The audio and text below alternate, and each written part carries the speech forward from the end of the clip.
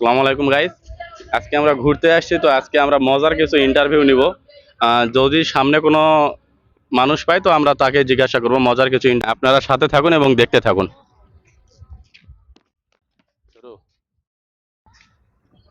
আসসালামু আলাইকুম। ওয়ালাইকুম আসসালাম।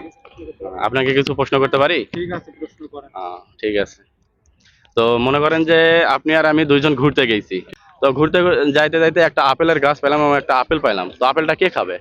যেহেতু আপনি প্রশ্ন করেছেন, আপনি আপনারটা। আমি আপেল খাবো। ঠিক আছে। ঠিক আছে।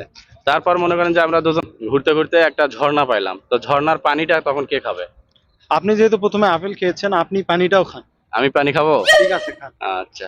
তারপর আমরা হাঁটতে হাঁটতে আরো জঙ্গলের ভিতর গেলাম, একটা মুসির দেখা পাইলাম। এই মুসি এমন এক মুসি, সে মানুষের পাছা সেলাই করে। তাহলে কার পাছা সেলাই করবে? আপনি যেহেতু প্রথমে আপেল এবং ঝর্ণার পানি খাইছেন, সেহেতু আপনি পাছাটাও সেলাই করে নেন।